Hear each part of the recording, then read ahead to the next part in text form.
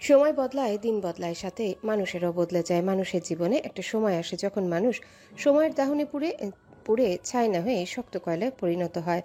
Time is a magical word. Just this one word can change a person's whole life. এজন্যে সময়কে আয়ত্ত করাটা বিশেষ প্রয়োজন, কিন্তু বেপরোয়া সময় তো মানুষের আয়ত্তের বাইরে। এটাকে কি আর নিজের হাতের মুঠোয় রাখা যায়? কেটে গেছে অনেকটা সময়। বাংলার কার্তিক মাস এবার পা ফেলেছে অগ্রহায়ণে। ঠান্ডা ঠান্ডা আবহাওয়া সাফ জানান দিচ্ছে শীতে এগিয়ে আসছে। মাত্র 1 মাস কেটেছে, ইরার বিয়ের কথা উঠেছে, অথচ আজ তার বিয়ের দিন। সময় কত তাড়াতাড়ি যায়, তাই না? যে সময়টা কারো অপেক্ষায় বসে থাকতে আর কাটতেই চাইতো না, সেই সময়টা কত তাড়াতাড়ি কেটে গেল। একেই বলে সময়ের জাদু। কোনো জাঁকজমকপূর্ণ অনুষ্ঠান নয়, তবে একেবারে খারাপও নয়। ঘরোয়া ভাবে করা বিয়ে যেরকম হয় তার থেকে একটু বেশি বোধ করি। বক্কর সাহেবের কিছু আত্মীয়, বাড়ির ভাড়াটিয়া, ফাহাদের কিছু বন্ধু বান্ধব আর ইরার বন্ধুগুলো, ব্যাস এই কজন মানুষ নিয়ে বিয়ের আয়োজন। নামে এই কয়জন হলেও মানুষ কিন্তু অনেকগুলোই। বিয়ের প্যান্ডেল করা হয়েছে বক্কর সাহেবের বাড়িরই গার্ডেন এরিয়াতে। ঝাড়বাতি ফুল দিয়ে সুন্দর মতো সাজানো হয়েছে বাড়িটা। তবে এখন দিনের আলো বলে লাইটগুলো বোঝা যাচ্ছে না, শুধু আর্টিফিশিয়াল ফুলগুলোকে দেখা যাচ্ছে। ইরা নিজের রুমে বসে আছে। একজন পার্লারের মেয়ে এসে সুন্দর করে বউ করে সাজিয়ে দিয়ে গেছে তাকে। লাল খয়েরি রঙের লেহেঙ্গা পরে বধূ বেশে বসে আছে, আয়নার সামনে নিজেকে খুঁটিয়ে খুঁটিয়ে দেখে নিচ্ছে। করে আসবো। আয়না থেকে চোখ দয় সরিয়ে রাখলো দরজার পানে। ভেতরে আসার অনুমতি চেয়ে দরজার সামনে দাঁড়িয়ে আছে 4 জন, যারা ইরার সব সময়কার প্রিয় কয়েকজন মানুষ। তাদের দরজায় ওভাবে দাঁড়াতে দেখে বলল, ভেতরে আসার জন্য তোদের আবার অনুমতি নিতে হয় নাকি? চলে আয়। আরও কক্ষের ভেতরে পা রাখতে রাখতে কঠোর হয়ে বলল, আজকাল অনেক কিছুই চেঞ্জ হয়ে যাচ্ছে। আজ থেকে কারো বউ হয়ে যাবি, অনুমতি আমাদের নিতেই হবে, নইলে লোকে অসভ্য বলবে। বলবে এদের নিম্নতম ম্যানার্সটুকুও নেই। আরুর কথায় কোনো প্রত্যুত্তর করল না ইরা। তবে কথার মাঝে ছোট্ট ইঙ্গিতটা যথাযথভাবে বোধগম্য হলো। ততক্ষণে 4 জন ইরার মুখোমুখি এসে দাঁড়িয়েছে। ইরা হাসি খুশি মুখে বলল, খাবার খেয়েছিস তোরা? এটাই তো তোর শেষ সিদ্ধান্ত? আইমানের প্রশ্নে জোরপূর্বক হাসিটা আরেকটু টানলো। প্রথম আর শেষ বুঝি না, সিদ্ধান্ত তো সিদ্ধান্তই হয়, এর আবার শেষ শুরু আছে নাকি? রাদিল এগিয়ে এসে বলল, কথা ঘুরাস নি ইরু। তোকে এখনো বলেছি তুই ভুল করছিস। এখনো সময় আছে, ভুলটা শুধরে নে। ভুলটা হয়ে গেলে আর শুধরানোর উপায় নেই, শুধু আফসোস হবে। ভুল এখন করছি না, ভুলটা করেছি এত, এখন সেই ভুলটা শুধরানোর পালা। আর আফসোস করতে চাই না কোনো কিছু নিয়ে। জীবনটাকেও তো একটু রেস্ট দেওয়া জরুরি, তাই না? তোর কাছে যেটা সঠিক মনে হচ্ছে সেটা সম্পূর্ণ ভুল সিদ্ধান্ত। আমি বলে রাখি ইরা, ভালোবাসা হারাস না, সম্পর্কটা গুটিয়ে নিস না। সময় থাকতে এটাকে গুছিয়ে নি। ভালোবাসাহীন বাচ্চাটা কতটা যন্ত্রণা সেটা কেউ আমাকে জিজ্ঞাসা করুক, আমি জানি কতটা ভুগি আমি। আমার মতন হোস না, সহ্য করতে পারবি না ইরু। সময় থাকতে সব ঠিক করে ফেল।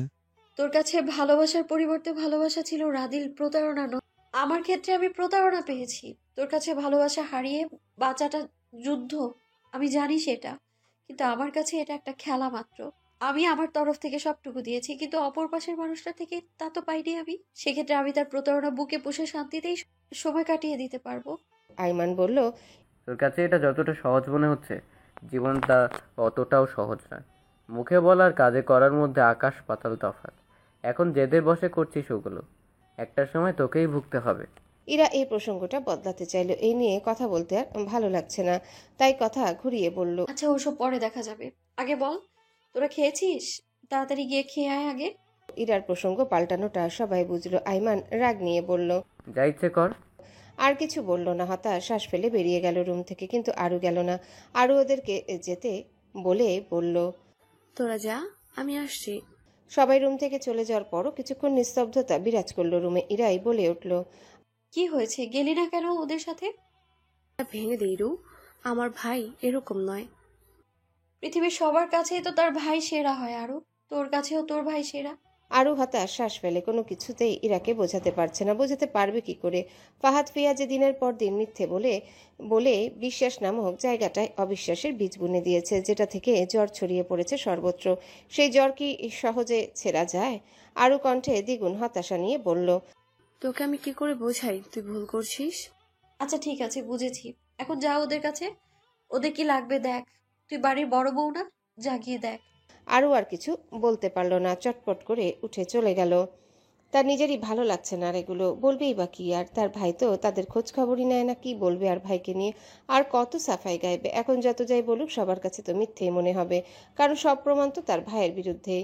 আরও বেরিয়ে যেতে এতক্ষণে শক্ত খোলসটা ভেঙে চুরমার হয়ে গেল Ira.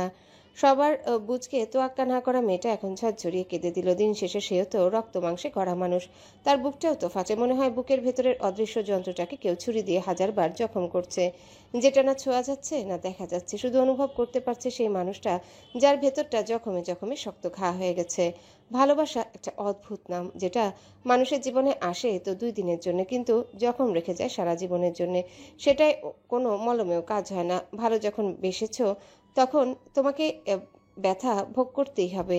This is the punishment of falling in love. ঠিক 1 মাস আগে ইরা বক্কর সাহেবকে বারণ করে দেয় বিয়ের জন্যে। ওই দিনের ফাহাদের বলা কথাগুলো শোনার পরেও সে বিয়ে করতে নারাজ, তাই বুকে অদম্য সাহস জমিয়ে মামার সামনে গিয়ে দাঁড়ায় সে। ভদ্রতা বজায় রেখে একদমে বলে আসে, বাবা আমি এ বিয়ে করব না, আমি এখন বিয়ে করতে চাই না। মাথা নিচু করে মামাকে কথাটা বলেছিল সেদিন। বক্কর সাহেবও আর কিছু বলেনি, শুধু মাথায় হাত রেখে বলেছেন, ঠিক আছে তুই যা চাস। ভদ্রলোক আর একটা কথাও বাড়তি তুলেননি এ ব্যাপারে, কিন্তু বোঝা গেছে যে তিনি ইরার সিদ্ধান্তে খুব একটা খুশি হয়নি, বলা চলে তিনি আরও কষ্ট পেয়েছেন। তবুও মেয়ের উপর কিছু চাপিয়ে দেয়নি। তবে ফাহাদ তো বসে থাকার ছেলে না। একটা প্ল্যান ফ্লপ হয়েছে তো কি হয়েছে, আরও অনেক উপায় আছে তার কাছে। এমনি এমনি তো আর নিজেকে মাস্টার মাইন্ড উপাধি দেয়নি, সে জানতো এমন কিছু হতে পারে। এই জন্য ইরার গ্রামের বাড়িতে গিয়ে তার ফুপুকে নানান কথা বলে নিয়ে আসে তাদের বাড়িতে। রুবাইদা বেগম তো এক পায়ে রাজি ফাহাদের সাথে ইরার বিয়ে নিয়ে। নিজের ভাইয়ের ছেলে, পড়ালেখা জানা, বাবার বিজনেস সামলাচ্ছে, দেখতে শুনতে ভালো, এর থেকে ভালো পাত্র আর কে আছে তার মেয়ের জন্য। পরিবারের সবাই ওকে এত আদর করে ভালোবাসে। এখানে বিয়েটা হলে তিনি এক প্রকার নিশ্চিন্ত হবে মেয়েটাকে নিয়ে। বাবা হারা মেয়ে, মামার জন্য এতটা পথ আসতে পেরেছে, সেই মামাকে কি করে বারণ করলো মেয়েটা। এই নিয়ে রুবাইদা বেগমের ভারী অভিমান হলো মেয়ের উপর। ঢাকায় এসেই মেয়েকে বোঝালো ফাহাদের ব্যাপারে, ভালো ভালো কথা বলেও কাজ হলো না। তারপর তিনি রেগেই বলে ফেললেন, মামার মেয়ে তুই, তোর ওই মামাই তোকে দেখছে গোটা গোটা 2 বছর ধরে, নিজের মেয়ের মতো আদর করেছে সবসময়। তার এই ছোট্ট আবদারটুকু রাখতে পারলি না তুই, তাকে ফিরিয়ে দিয়ে ছোট করে দিলি। তোর কি একটু খারাপ লাগছে না বাবার সমতুল্য মানুষটার জন্য? আমি তো শুনেছি তোর না করাতে ভাইয়ের মুখটা ছোট হয়ে গিয়েছিল। কি করে পারলি তুই অমন মানুষটাকে ফিরিয়ে দিতে? তোর অন্য কোথাও সম্পর্ক আছে? কাকে পছন্দ করিস? অন্য কারোর সাথে কিছু থাকলে বল, ছেলের খোঁজ দে, আমি তোর বিয়ে দিয়ে সেখানে পাঠিয়ে দেব। আমার ভাইয়ের বোঝা আর রাখবো না তোকে। যাকে সম্মান করতে জানিস না তার আদর পাওয়াও কোনো অধিকার নেই তোর। ইরা শুধু বিবশের মতো শুনে গেছে মায়ের তিক্ত কথাগুলো, কোনো প্রতিউত্তর করেনি মুখে। অন্য কাউকে ভালোবাসার কথাটা যখন বলেছিল তখন চিৎকার করে বলতে ইচ্ছা হচ্ছিল সে ভালোবাসে অন্য কাউকে, কিন্তু বলতে পারেনি। কি করে বলবে? যে মানুষটাকে সে ভালোবাসে সে মানুষটা অন্য কাউকে নিয়ে আছে, তার ব্যাপারে কিছু বলে আর কষ্ট পেতে চায় না। মায়ের এতগুলো কথার উত্তরে কিছুক্ষণ পরে শুধু বলেছে, ঠিক আছে আমি বিয়ে করব। ব্যাস, সব চিন্তা যেন হিড়হিড়িয়ে নেমে গেছে মাথা থেকে রুবাইয়া বেগমের। তারপর থেকে শুরু হলো বিয়ে নিয়ে আয়োজন। তবে ফাহাদ কাঁচা খিলাড়ি নয়, সে এমনভাবে বিয়ের আয়োজন করেছে যাতে কেউ টের না পায়। ইরাকে ভার্সিটি খুব বেশি যেতে দেয়নি এতদিন নানান বাহানায়, পাছে না আবার সবাই জেনে যায় আর ইরাকে বুঝিয়ে মত পাল্টে দেয় সে ভয়ে। বিয়ের শপিং ডেকোরেশন সব ফাহাদি দেখেছে। বক্কর সাহেব এত তাড়াতাড়িও বিয়ে দিতে চায়নি, কিন্তু ফাহাদের কথায় সে টিকতে পারেনি। ছেলে যখন চায় তাহলে এখনই হলো না হয়। ফাহিম এই খবর জানার পরে ইরাকে অনেক বুঝিয়েছে। তার যেন ভাইয়ের থেকে বন্ধুর চিন্তা বেশি হচ্ছিল। ফাহাদ তো অনেক মেয়ে পেয়ে যাবে, কিন্তু আরহামের যাকে পছন্দ সেই তাকে ছাড়া কাউকে চোখে তুলেও দেখবে না, এটা তার জানা আছে। তাই অনেকভাবে বুঝিয়েছে। শেষে ইরা মানেনি দেখে ফাহিম কথা বলাই বন্ধ করে দিয়েছে ইরার সাথে। আরও সন্দেহ জাগে। তার মা তো জানতো ইরার সাথে ভাইয়ের রিলেশনের কথা, তাহলে মাকে এমন হাসি খুশি দেখে আরও বলেছিল, তুমি আটকাবে না বিয়ে? মানজিয়া বেগম বড় বড় চোখ করে আশ্চর্য হয়ে বলে, এটা কেমন কথা আরু? ইরার বিয়ে আটকাবো কেন? এত লক্ষ্মী একটা মেয়ে, তোর দেবরের সাথে বিয়ে হচ্ছে, সে তো ভালো কথা। আটকাতে যাব কোন আক্কেলে? ওদের বিয়েটা হয়ে যাক, তারপর আরহাম দেশে আসলে ওকে ধরে বেঁধে বিয়ে দেব। বিদেশে বসে বসেই প্রেম করছে, দেশে আসুক আগে। মায়ের কথায় যেন আকাশ থেকে পড়ল আরও। তার মানে তার মা এটাও জানে না যে আরহাম ভাইয়ের বিদেশে সম্পর্ক আছে কারোর সাথে? তার থেকে বড় কথা, সবাই যা বলছে সেটা সত্যি। সব কথা কাজ মাথার মধ্যে প্যাচ লাগিয়ে দিচ্ছে। কি থেকে কি হচ্ছে মাথায় ঢুকছে না। তবে সে আর কথা বাড়ায়নি। সব পরিস্থিতি যেন তাদের বিরুদ্ধে।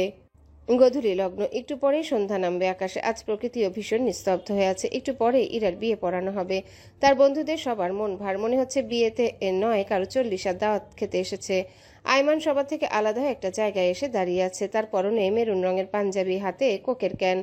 অন্যমনস্ক হয়ে কিছু ভাবছে আর একটু পরপর কোকে ঠোঁট ছোঁয়াচ্ছে। কি এত ভাবছেন? পরিচিত মেলি স্বর পেয়ে ভাবনা সুতো ছিল পাশে, ঘুরে দেখে ছোঁয়া। ছোঁয়াকে দেখে মুচকি হেসে বলল, ভাবছিলাম যার জন্য তাকে ছেড়ে দিলাম সে তার না হয় অন্য কারো খুঁজছে। প্রকৃতি কেমন আজব খেলা খেলে আমাদের সাথে, তাই না? ছোঁয়া বুঝতে পারলো না আইমানের কথা, কপাল গুটিয়ে বলল, মানে বুঝলাম না। বুঝতে হবে না। ছোঁয়া মুখ কুচকে একটু ভাবলো আইমানের কথাটা বুঝতে পেরেই বলল, ও এখন বুঝলাম, ইরার কথা বলছেন। ওকে ভালোবাসা ছেড়ে দিলাম ওর ভালোবাসার জন্য। অথচ দেখো ও এমন একজনের সাথে বাঁধতে চলেছে যাকে ও ভালোই বাসে না। বিয়ে, জন্ম, মৃত্যু কোনোটাই আমাদের হাতে নেই। আল্লাহ যার সাথে যাকে বেঁধেছে তার সাথেই তার জীবন কাটাতে হবে। তাহলে যাকে আমরা পাবো না তাকেই কেন ভালোবাসি? যার সাথে লেখা ছিল তাকে আগে কেন ভালোবাসি না? ভালোবাসা আপনার নিজের হাতে নেই, এটা আপনা আপনি হয়ে যায়। তখন নিজেকে যতটা আটকানোর চেষ্টা করেন তাকে ভালোবাসা থেকে মন ভালোবাসবেই। সব সময় দেখবেন ভালোবাসতে কোনো কারণ লাগে না। যাকে ভালোবাসেন তাকে কি কারণে ভালোবাসেন আপনি নিজেও বলতে পারবেন। আইমান আর কিছু বলল না। ভেতর থেকে বেরিয়ে এলো তপ্তশ্বাস, যা দৃষ্টিগোচর হলো না ছোঁয়ার। কিছুক্ষণ নীরবতা পালন করে ছোঁয়া বলে উঠল, আপনি এখনো ভালোবাসেন ইরাকে? আইমান চোখ তুলে চায় তার দিকে। আগেও বলেছি এ বিষয়ে। আমি আবার শুনতে চাই। আইমান সোজা হয়ে বলে, বাসি না, বাসতাম। বিশ্বাস হয় না, প্রমাণ করে দেখান। আইমান ভ্রু কুচকে তাকালো ছোঁয়ার দিকে। প্রমাণ করব মানে? এটা আবার প্রমাণ করব কি করে? প্রমাণ তো তোমার সামনেই। হুম, এরকম নয়। আপনি আবারও কাউকে ভালোবেসে দেখান, তাহলেই মানব। আইমান হেসে দিল ছোঁয়ার কথায়, হাসতে হাসতেই বলল, পাগল নাকি? একবার ভালোবাসেছি তো আর পারবো না? আমার দ্বারা হবে। কেন পারবেন না? একবার ভালোবেসেছেন বলে কি আর ভালোবাসা যায় না? না, তা যায়, কিন্তু এখন আমার ওরকম কোনো ইচ্ছে নেই। ভালোবাসা কি আর ইচ্ছে অনিচ্ছা মানে নাকি? ওটা তো এমনি হয়ে যায়। এই যে আমি যে আপনাকে ভালোবাসি, সেটা কি ইচ্ছে করে বেসেছি? অনিচ্ছা থাকা সত্ত্বেও আপনাকে মন দিয়ে বসেছি। ছোঁয়ার কথায় আইমানের হাসি হাসি চেহারা তৎক্ষণাৎ নিভে গেল। অবাকের ন্যায় চেয়ে রইল ছোঁয়ার চোখে। এদিকে ছোঁয়া নিজেও অবাক। কথা বলতে গিয়ে কখন নিজের মনের কথা বলে দিয়েছে সেটা নিজেও বুঝতে পারছে না। এতটুকু বোঝা শেষ যে তার মনে সব গোপন রহস্য ফাঁস হয়ে গেছে। তাহলে এখন আর এগুলো চেপে রেখে লাভ নেই। বলে যখন দিয়েছে তাহলে আবারও বুক চিতিয়ে বলবে। কিন্তু বুক চিতিয়ে বলবে কি? ও তো মাথায় উঁচু করতে পারছে না, মাথা নিচু করে অপরাধীর ন্যায় দাঁড়িয়ে আছে। আইমান অবাকতা থেকেই বলল, মানে মজা করছো আমার সাথে? ছোঁয়া দুপাশে মাথা নাড়ায়। মানে না, সে মজা করছে না। আইমান আবারও বলল, একটু আগে কি বললে তাহলে? এবার মাথাটা ধীরে ধীরে চিবুক থেকে উঠালো, সরাসরি আইমানের চোখের দিকে তাকিয়ে শুধালো, ভালোবাসি। মানে আমি আপনাকে ভালোবাসি আইমান। কারণে অকারণে, জেনে না জেনে, মনের অজান্তেই আপনাকে ভালোবেসে ফেলেছি। কখন কিভাবে হয়েছে জানি না, শুধু জানি আমি আপনাকে ভালোবাসি। একদমে কথাটুকু বলে থামলো। বুকের ভিতর ধারাম ধারাম দামামা বাজছে। আইমানের রিয়াকশন কেমন হবে তা জানা নেই। তার ভয়ে গলা শুকিয়ে কাঠ হয়ে গেছে। আইমান শান্ত স্বরে বলল, তুমি আমার ব্যাপারে সব জানো ছোঁয়া, তারপরেও? ওর কথা কেড়ে নিয়ে বলল, জানি বলেই ভালোবাসি। কখন আপনাকে মন দিয়ে বসেছি আমি নিজেও জানি না। একটাবার কি সুযোগ দেওয়া যায় না? দ্বিতীয়বার ভালোবেসে দেখেনি না?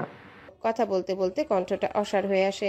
ভেতর থেকে হিকড়ে কান্না বেরোতে চাইছে। আইমান আজ ভীষণ অবাক হয়েছে। ও কখনো ভাবতেও পারেনি ছোঁয়া ঝগড়া করার ভেতরে কখনো ভালোবেসে ফেলবে তাকে। কিছুক্ষণ ছোঁয়ার দিকে তাকিয়ে থেকে কঠোর স্বরে বলল, পথ ছাড়ো। ছোঁয়া অশ্রু ভরা চোখে তাকালো তার দিকে। আইমানের চোখে ভালোবাসার ভরটুকুও নেই ছোঁয়ার জন্য, সেটা সে স্পষ্ট দেখতে পাচ্ছে। আইমান আবারও একইভাবে বলল, পথ ছাড়ো। ছোঁয়া আইমানের সামনে দাঁড়িয়েছিল। ওর কথায় মাথা নিচু করে সরে দাঁড়ালো। আইমান হনহন করে চলে গেল তার সামনে থেকে। সে চলে যেতে চোখ থেকে টপটপ করে কয়েক ফোঁটা বেদনা জল গড়িয়ে পড়ল শক্ত মাটিতে। নিজের বোকামির জন্য সে নিজেকেই বকছে এখন। কেন সে এত তাড়াতাড়ি তাকে সব বলতে গেল? ও তো জানতো আইমান কখনো ওকে আপন করবে না। তাহলে এতটা বেহায়া হতে কে বলেছে? নিজের কর্মকাণ্ডে নিজেরই রাগ হচ্ছে এখন। চলে এসেছে শুভ লগ্ন। দুপাশে দুজন হবু জামাই বউ বসে আছে। সন্ধ্যা হয়ে গেছে পুরোপুরি। ফেরি লাইটগুলো জ্বালিয়ে দেওয়া হয়েছে। এখন একদম সুন্দর একটা বিয়ে বাড়ি মনে হচ্ছে। আশেপাশে সবাই উপস্থিত। সকল গেস্টরা উৎসুক হয়ে দেখছে বিয়ে পড়ানো। আরহামের পরিবারও উপস্থিত বিয়েতে। আরহাম শেখ তো বসেছে ইরার পাশে। মেয়েটাকে তার আগে থেকেই পছন্দ। আজ বিয়ে হচ্ছে। একদম বাবার মতো করে বসে আছে তার পাশে। ইরার অন্য পাশে বসে আছে বক্কর সাহেব। কাজী সাহেব দোয়া পড়ছেন। সবকিছু শেষে ইরাকে উদ্দেশ্য করে বলল, বলো মা কবুল। ইরা বলছে না, মুখ দিয়ে পবিত্র শব্দটা আর বেরোচ্ছে না। কাজী সাহেব আবারও বললেন, মা বলো কবুল। ইরা কবুল বলার জন্য সর্বশেষ প্রস্তুতি নিচ্ছে। শুকনো ঢোক গিলে বলতেই যাবে তার আগে কোনো শক্ত হাতের থাবা পড়লো তার বাহুতে। কিছু না বুঝতেই সপাটে এক চর পড়লো তার গালে। কিছু না বলে আবার আরেকটা চর পড়লো গালে। বিয়ে বাড়ির জমজমাট পরিস্থিতি এক লহমায় শান্ত সরোবরে পরিণত হলো। সবাই বসা থেকে উঠে দাঁড়িয়ে গেছে। বিয়ে বাড়িতে এমন কিছু প্রথমবার দেখেছে সবাই, যে বিয়ের সময় কনেকে কেউ এসে চর মারল। হই হুল্লোড়ে রমরমা বিয়ে বাড়ি আচানক স্তব্ধ হয়ে গেছে। এতগুলো মানুষ উপস্থিত, অথচ কোথাও কোনো শব্দ নেই। বাতাসে শো শো শব্দধ্বনি বয়ে যাচ্ছে কান ঘেঁষে। ইরা গালে হাত দিয়ে ঝুঁকে আছে। কি হলো বুঝে উঠতে পারলো না। কেউ যে সপাটে দুটো চর মেরেছে এতটুকু অবশ্যই বুঝতে পেরেছে। ঝুঁকা থেকে সোজা হয়ে দাঁড়াতে চাইল সে, কিন্তু আগন্তুক আবারও হাত উচালো তাকে মারতে। হাত দেখে চোখ মুখ খিচে নিল, কিন্তু চরটা আর গালে বসলো না। মাঝপথে থেমে গেছে হাত। গালে কিছু অনুভব করতে না পেরে সোজা হয়ে সামনে তাকালো। বহুদিন পর বহু কাঙ্ক্ষিত মানুষটাকে দেখে অবাক হয়ে গেল। এই সময় মানুষটাকে সামনে দেখবে সেটা কখনো আশা করেনি। আরহামের চোখ রক্ত জবার ন্যায় লাল হয়ে আছে। চোখ মুখ ভর্তি আক্রোশ। ফর্সা নাক ফুলে ফেপে উঠেছে। ঘন ঘন শ্বাস ফেলছে। শুভ্র মসৃণ ললাটের রগগুলো স্পষ্ট ফুটে উঠেছে। গলার কাছের গুলো ফুলে ফেপে উঠেছে। রাগে হিতাহিত জ্ঞান হারিয়ে ইরার গলা চেপে ধরল। দাঁতে দাঁত পিষে বলল, তোমার সাহস কি করে হয়? তুমি আমার হয়ে অন্য কারণ আমি কবুল বলতে চাচ্ছ? আমি মরে গেছি আমি মেরে রেখে দেবো তোমায়, তবু অন্য কারো হতে দেবো না। শেষের কথাগুলো চেঁচিয়ে বলে উঠল। থমথমে পরিবেশে কথাগুলো যেন হাওয়ায় হাওয়ায় বাড়ি খেলো। ইরার গলা চেপে ধরায় তার শ্বাস নিতে কষ্ট হচ্ছে, কথা বেরোচ্ছে না।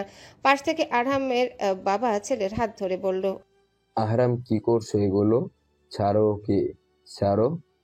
আরহাম ইরার গলা ছেড়ে দেয়, কিন্তু রাগের পরিমাণ বিন্দুমাত্র কমেনি। রাগে হিস হিস করতে করতে বাবার উদ্দেশ্যে বলল, আমাদের দুজনের মধ্যে কেউ আসবে না এখন, তুমিও না। ছেলের এরকম বেয়াদবি কথায় আরাফাত শেখের মুখ কুচকে এলো।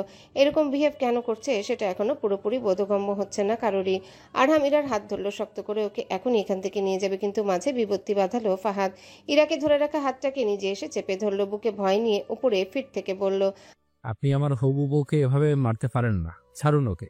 আরহাম কোনো বাক্য ব্যয়হীন নাক বরাবর ঘুষি দিল ফাহাদের। ফাহাদ ছিটকে গিয়ে নিচে পড়ে গেল। দূরে থাক তুই শালা, তোর জন্য এত কিছু হচ্ছে, তোকে আমি পরে দেখে নেব। বক্কর সাহেব এগিয়ে এসে ধরল ছেলেকে। আরহামকে শাসিয়ে বলল, এসব কি করছো তুমি অসভ্য ছেলে? সবার গায়ে হাত কেন তুলছ? তোমার সাহস কি করে হয় আমার ছেলে মেয়ের গায়ে হাত দেয়ার? আমার সাহস আমি পরে দেখিয়ে দেবো, আগে আপনার এই মেয়ের সাহস আমি মেপে মেপে দেখব। ইরাকে ইশারা করে বলল কথাটুকু। ইরা বাকরুদ্ধ হয়ে গেছে। এরকম একটা পরিস্থিতিতে কি করবে কি বলবে কিছুই বুঝতে পারছে না। আরহাম ইরার দিকে আগাতে নিলে বক্কর সাহেব এসে ধাক্কা দেয় তাকে। এতে দুপা পিছিয়ে যায় আরহাম। তিনি ধাক্কা দিয়েই বলেন, আমার মেয়ের সাহস মেপে দেখার তুমি কে? আরহাম রাগের বশে অন্ধ হয়ে বক্কর সাহেবের কলার চেপে ধরল। চিৎকার করে বলল, আমি আপনার মেয়ের কিছুই না, কিন্তু আমার সব হয়। আমার জিনিস আমি অন্য কারো হতে দেব না, বুঝতে পেরেছেন? ও আমার মানে শুধু আমার। ও চাইলেও আমার, না চাইলেও আমার। ইরা মামার অপমান সহ্য করতে না পেরে গিয়ে আরহামকে ধাক্কা দিয়ে সরিয়ে দেয়। কান্নামাখা কণ্ঠে তেজ নিয়ে বলে, আপনার সাহস কি করে হয় আমার মামার গায়ে হাত তোলার? কেন এসেছেন আপনি? তামাশা দেখতে না তামাশা করতে? এতদিন যখন আমার প্রয়োজন ছিল আপনাকে, তখন তো আসেননি আপনি, তাহলে এখন কেন এসছেন? তামাশা করতে এসছেন? আরহাম ইরার দুই বাহু টেনে ধরে দাঁতে দাঁত চেপে বলল, আমাকে দেখে তোমার কি মনে হয় আমি এতটাই সস্তা আছে তামাশা করতে আসবে এখানে? আমি কোথায় ছিলাম, কিভাবে ছিলাম খোঁজ নিয়েছো একবারও? আমি নেই বলে তুমি বিয়ে করে নেবে, এই তোমার ভালোবাসা? ইরা দু হাত দিয়ে বুক বরাবর ধাক্কা দিল আবার। ভালোবাসি না আমি আপনাকে, চলে যান আপনি এখান থেকে। আমার বিয়ে হচ্ছে আজ, আমার বিয়েটা সুষ্ঠুভাবে হতে দিন। ঠাস করে আরেকটা চর পড়ল ইরার গালে। পরপর গালটাকে চেপে ধরে বলল, কিছুক্ষণ আগের স্তব্ধ বিয়েবাড়ি মুহূর্তেই হইচই শুরু হয়ে গেল। কারো কারো মাথায় ঢুকছে বিষয়টা, আবার কারো মাথার উপর দিয়ে যাচ্ছে। এক একজন এক এক বুলিয়া ওড়াচ্ছে। আইমান এগিয়ে যেতে চাইলো আরহামকে থামাতে, কিন্তু রাদিল ওর হাত ধরে বলে উঠল, যাস না, আরহাম ভাই যখন এসেছে সব ঠিক হয়ে যাবে। এখন লেগে আছে, তাকেই হ্যান্ডেল করতে দে সব। রাদিলের কথা আর এগোলো না। আইমান আরও আজ এগিয়ে যাচ্ছে না। সে তো রীতিমতো কেঁদে দিয়েছে। তার ভাইকে এতদিন পর দেখতে পেল, আবার একদম সঠিক সময় এসেছে। এখন বিয়ে তো কোনো মতেই হবে না। ইরাকে নিয়ে যেতে দেখে আরাফাত সাহেব আবারও এগিয়ে এলো। ওর হাত থেকে ইরার হাত ছাড়িয়ে বলল, কি করছো তুমি? মাথা ঠিক আছে? আমার মাথা ঠিক আছে আব্বু, মাথা ঠিক নেই ওর। ওকে আমি ওকে কি কি করবে তুমি? এসব কেন করছো? কারণ আমি ওকে ভালোবাসি, ও আমাকে ভালোবাসে। ও কেন আরেকটা ছেলের সাথে বিয়ের পিড়িতে বসে পড়বে? এতক্ষণের আধো আবছা বিষয় সম্পূর্ণ পরিষ্কার, টলটলে জলের মতো পরিষ্কার হয়ে ধরা দিচ্ছে সব রহস্য। যাদের মাথার উপর দিয়ে যাচ্ছিল এখন তাদেরও মাথার ভিতর দিয়ে যাচ্ছে সব। বক্কর সাহেব এগিয়ে এলেন আবার। এবার আরহামকে কিছু না বলে ইরাকে অবাক হয়ে জিজ্ঞাসা করলো, ও যা বলেছে সব সত্যিরা? তুই তুই এই ছেলেকে ভালোবাসিস? ইরার মনে হচ্ছে সে দুনিয়ার সব থেকে কঠিন একটা প্রশ্নের সম্মুখীন হয়েছে। এতদিনের প্রশ্ন যে কেউ করলে তার মন থেকে বেরিয়ে আসতো, হ্যাঁ আমি ভালোবাসি ওনাকে। কিন্তু আজ আজ আর এই উত্তরটা আসছে না মনে। আজ সবার আগে চোখ ভাসছে আরহাম লুসির ছবি, ফিহা, ফাহিম, সাদিফের বলা কথা। এসব জেনেও কি সে আরহামকে মেনে নিবে? আজ কেন এসেছে আরহাম এখানে? তাকে না বলে বিয়ে করছে বলে? ইরাকে চুপ থাকতে দেখে তিনি আবারও বলেন, আমি একটা প্রশ্ন করেছি ইরা। ইরা আস্তে ধীরে দুপাশে মাথা নেড়ে বলল, না, বাসি না, আমি ওনাকে ভালোবাসি না। আরহাম রাগকে চাপা দিয়ে অবিশ্বাসের চোখে তাকালো। অবিশ্বাস নিয়ে বলল, বাসো না? সত্যি বাসো না? না, বাসি না। ইরা শক্ত কণ্ঠ কিন্তু চোখে জল। আরহাম আবারও বলল, তাহলে কাঁদছো কেন? ঠিক আছে, সব বাদ। আমার চোখের দিকে তাকিয়ে আবার বলো। নাও নাও, সময় কম, বলো আবার। ইরার মাথা ঝুঁকে আছে। আবার ওদের দুজনার মাঝে এসে দাঁড়ালো ফাহাদ। বললো না ও ভালোবাসে না তোকে? কথা কানে গায় না? আরহাম ছো মেরে ফাহাদের কলার ধরে বলল, মেয়ের পুঁতে ফেলবে এখানে। তোর বাপের শাস্তি তো তোকে দিয়েই ছাড়বো। আগে আমার সমস্যাটা মিটিয়ে নেই, শুধু দেখতে থাক তোর সাথে কি কি করি। কথা বলেই কলার ধরে ছুঁড়ে ফেলে দিল তাকে। আবার ইরার দিকে তাকে কালো কুচকুচে শার্টের হাতা গোটাতে গোটাতে বলল, নাও, see in my eyes and say the word again. Come on, speak. Ira শক্ত হয়ে আরহামের চোখে তাকালো, ভাঙা ভাঙা কণ্ঠে বলল, ভালোবাসি না, আমি আপনাকে বাসি না একদম। আপনার মতো একটা মানুষকে আমি কখনোই ভালোবাসি না। আরহাম গা ছাড়া ভাবে বলল, ও আচ্ছা, ঠিক আছে, তোমাকে ভালোবাসতে হবে না, চলো আমার সাথে। এগিয়ে গিয়ে আবারও হাত ধরলো। ইরা ছাড় দিয়ে হাত ছাড়িয়ে নিয়ে বলল, যাবো না আমি আপনার সাথে, আপনি চলে যান এখান থেকে। কথাটুকু বলার সাথে সাথে কেউ একজন এসে আরহামের মাথার পেছনে বাড়ি মারল। বেশ বড় সড়ে বাড়ি মেরেছে। মাথার পেছন থেকে তরতরিয়ে রক্ত বেরিয়ে এলো। এমনিতে অ্যাক্সিডেন্টে অনেক ক্ষতি হয়েছে শরীরে, এখন বাড়ি খাওয়ার সাথে সাথে রক্ত বেরিয়ে আসলো। ইরা আরহাম বলে চিৎকার দিয়ে গিয়ে আসে আরহামকে ধরতে, কিন্তু আরহাম তাকে ধরতে দিল না। এক হাত মাথার পিছনে রেখে অন্য হাত উঁচু করে ইরাকে থামিয়ে বলল, ছবি না আমাকে, তোর কোনো অধিকার নেই আমাকে ছোঁয়ার। ইরা ওখানেই দাঁড়িয়ে গেল। এতক্ষণ তো রাগে ছিল, যাই ছিল, তাও তুমি করে বলেছে। এখন ডিরেক্ট তুই শুনে বুকটা দুমড়ে মুচড়ে যাচ্ছে। মাথায় আঘাত লাগায় ইরা ওরও কষ্ট হচ্ছে এখন, কিন্তু তাকে ধরতে পারছে না বলে কষ্টটা যেন দ্বিগুণ হারে বেড়ে গেল। আরহাম মাথা ধরে পেছনে ঘুরে দেখলো দুটো ছেলে হাতে মোটা মোটা লাঠি, ফাহাদের বন্ধু দুজনেই সম্ভবত। আরহাম দাঁত চেপে বলল, শালা কাপুরুষের বাচ্চা, পেছন থেকে কেন মারলি?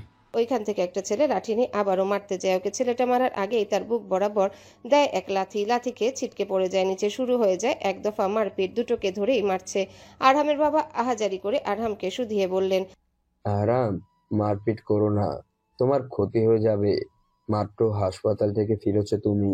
হসপিটালের কথা শুনে চমকে তাকালো ইরা তার দিকে। তারপর আরহামের দিকে তাকালে দেখে একজন আবার আরহামের কপালে বাড়ি মারে, সেখান থেকেও রক্ত বের হয়ে এসেছে। ইরা ভয়ে বলে ওঠে, আরহাম, মারবেন না ওনাকে, প্লিজ ছেড়ে দিন। ছুটে আরহামের কাছে যেতে চাইলো, কিন্তু তার আগেই খপ করে হাতটা ধরে ফেললো ফাহাদ। ফিসফিসিয়ে বলল, কি করছিস? মারতে দে ওদের, তুই ওখানে যাবি না। ইরা হাত মোচড়ামুচড়ি করছে ছাড়ানোর জন্য, কিন্তু ফাহাদ দু হাতে ওকে আটকে রেখেছে। এ যেন কোনো সিনেমার শুটিং চলছে। সবাই হা করে শুটিংয়ে মজা এনজয় করছে। আরহাম ইরাকে নিজের জন্য কষ্ট পেতে দেখে থেমে গেল। আর হাত তুললো না ওদের দুজনার উপর। সোজা দাঁড়িয়ে থেকে দুহাত ছড়িয়ে দিল। বাঁকা হেসে বলল, সামনে এসে মারতে এ মার, যত জোরে পারবি বাড়ি দিবি, একটা বাড়িও যাতে মিস না হয়। আমি কিচ্ছু বলবো না তোদের। নে শুরু কর। দুজনে তো সুযোগ পেয়ে দেদারসে পেটাতে শুরু করলো। হাতে, পেটে, পায়ে, পিঠে সব জায়গায় মারছে। আরহামের বাবা মা আরু এগিয়ে আসতে চাইলে তাদেরকে থামিয়ে দিয়ে বলল, কেউ আসবে না আমার কাছে, ভুলেও আর এক পা আগাবে না, ওখানেই থাকো। আরহামের শক্ত চাহনি আর শক্ত কণ্ঠে সকলে দমে গেল। ইরা ফাহাদের থেকে হাত ছাড়াতে ছাড়াতে বলল, ইরা শরীরের সমস্ত শক্তি খাটিয়ে এক ঝটকায় হাতটা ছাড়িয়ে নিয়ে বলল, ছাড়ো আমাকে ফাহাদ ভাই, উনি মরে যাবে, ছাড়ো। মরলে মরুক, তোর কি? ইরা শরীরের সমস্ত শক্তি খাটিয়ে এক ঝটকায় হাতটা ছাড়িয়ে নিয়ে বলল। আমি ভালোবাসি ওনাকে। বলেই দৌড় দিল সামনে পিছে আগে পরে কাউকে তোয়াক্কা না করে সে এগিয়ে গেল। কে কি ভাববে দেখার সময় নেই। কেউ তার আরহামকে মারছে মানে তাকেও মারছে। মুখে যতই ভালোবাসি না বলুক না কেন সে তো দিন শেষে তাকেই ভালোবাসে। এবার আর নিজেকে ধরে রাখা যাবে না। আরহামের কাছে গিয়ে লাফিয়ে গলা জড়িয়ে ধরলো। আরহাম আর বাধা দেয়নি, তাকে আরো ঘনিষ্ঠ করে নিয়েছে তাদের আলিঙ্গন। দুহাতে কোমর জড়িয়ে ধরে ইরার গলায় মুখ গুজে দিয়েছে। দুজনে শক্ত করে আঁকড়ে ধরেছে দুজনকে। ইরা কাঁদতে কাঁদতে বলল, আমার ভালোবাসা উনি, আমার ভুল হয়ে গেছে, মাফ করে দিন আমায়। আমি ভালোবাসি আপনাকে, অনেক ভালোবাসি। ওদিকে ওই দুজন ছেলেকে ধরে ফেলেছে রাদিল আর আইমান, তাই ওদের গায়ে আর হাত তুলতে পারেনি। উপস্থিত বিয়ে বাড়ির সবাই বড় বড় চোখে দুজন ছেলেমেয়ের আলিঙ্গন দেখছে। কারো কাছে বিষয়টা বেশ রোমান্টিক লাগছে, তো কারো কাছে দৃষ্টিকটু লাগছে। একজন ছিছি করছে তো আরেকজন বাহবা দিচ্ছে। বক্কর সাহেব এসব দেখে মাথা নামিয়ে নিয়েছেন। তার বলার মতো কোনো ভাষা নেই এখানে। অথচ এদের সবাইকে উপেক্ষা করে দুজন এখনো ওইভাবেই জড়িয়ে আছে। হঠাৎ আরহাম তার শরীরের ভার ছেড়ে দিল ইরার কাঁধে। ভারী সুঠামদেহী পুরুষটার ভার সহ্য করতে পারল না ইরা। দুজনে হাঁটু গেড়ে বসে পড়ল। ইরা গলা ছেড়ে দিয়ে আরহামের দিকে তাকালে দেখতে পেল তার চোখ বন্ধ, অজ্ঞান হয়েছে বোধহয়। আরহামের শরীর ঢলে পড়েছে ইরার কোলে। ওর মুখের উপর কয়েকটা চাপড় মেরে কেঁদে কেঁদে বলল, আরহাম, কি হয়েছে আপনার? আরহাম, উঠুন না, আমি তো বলছি আমি ভালোবাসি আপনাকে। কি হয়েছে? উঠুন না প্লিজ। তারপর আইমান রাদিলের দিকে তাকিয়ে আহাজারি করে বলল, আইমান, ওনাকে হসপিটালে নিতে হবে। রাদিল, কিছু কর। উনি উনি কথা কেন বলছে না? কিছু কর রাদিল। দূরে দূরে বুক নিয়ে বসে আছে ইরা তার প্রিয় মানুষটাকে ফিরে পাওয়ার আশায়। মনের ভেতর ক্ষীণ ভয় কাজ করছে।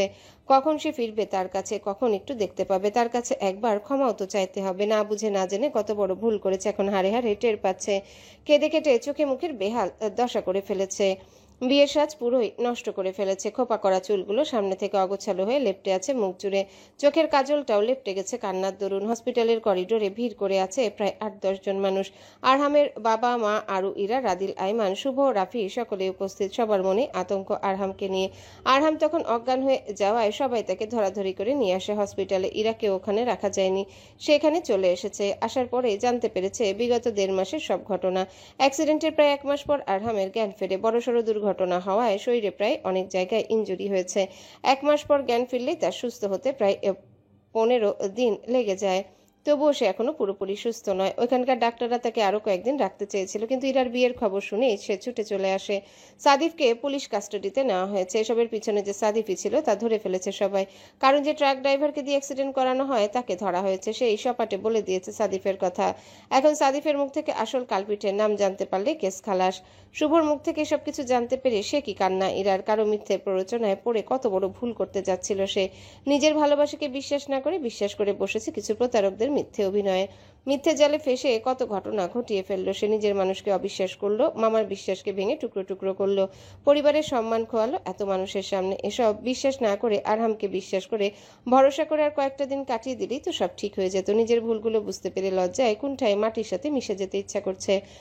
ভাইকে জেলে নেওয়া হয়েছে। আকস্মিক আরুর এমন কথা শুনে চমকে তাকায় সবাই তার দিকে। ইরার ফোলা ফোলা ডাগর ডাগর নয়নজোড়া তাক করে তার উপর।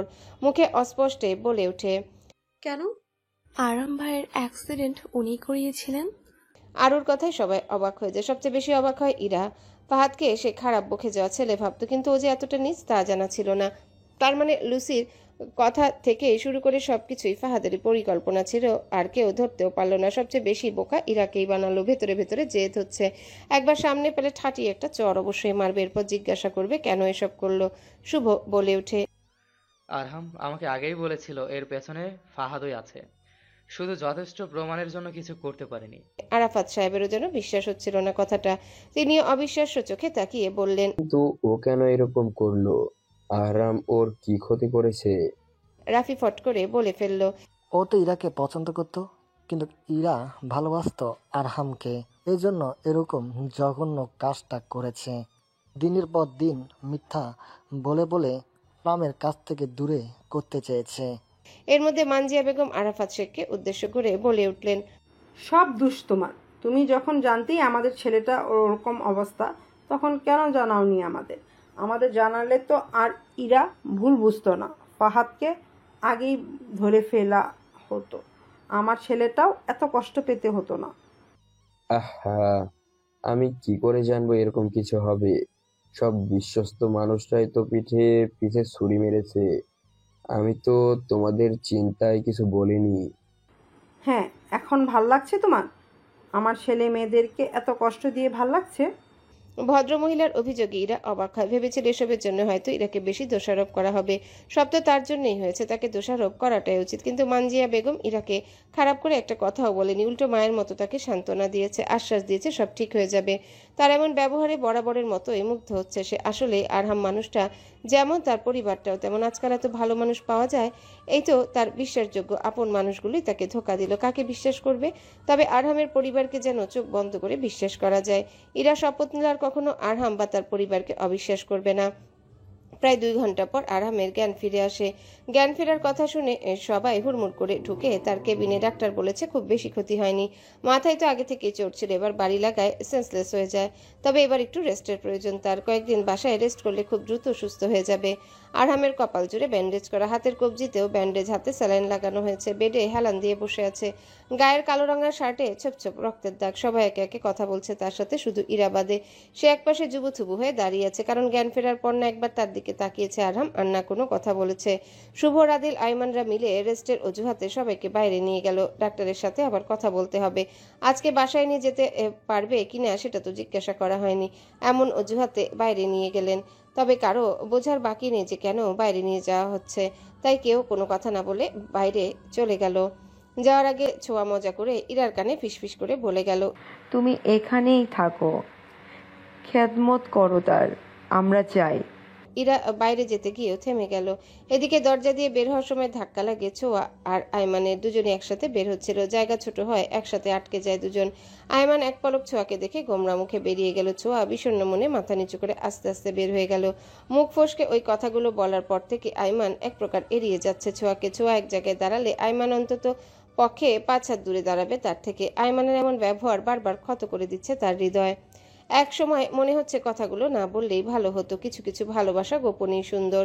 ভালোবাসা প্রকাশ পেলে তার মান কমে যায়। বন্ধু হিসেবে তো ভালোই চলছিল সময়টা, কেন যে অধৈর্য হয়ে পড়লো। এখন না পাচ্ছে বন্ধুত্বটা, আর না পাচ্ছে একটুখানি ভালোবাসা।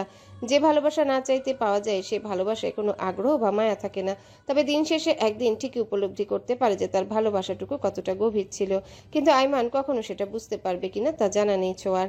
সবাই বেরিয়ে যেতে ইরা আরহামের বেডের কাছে গিয়ে দাঁড়ালো মাথা নিচু করে।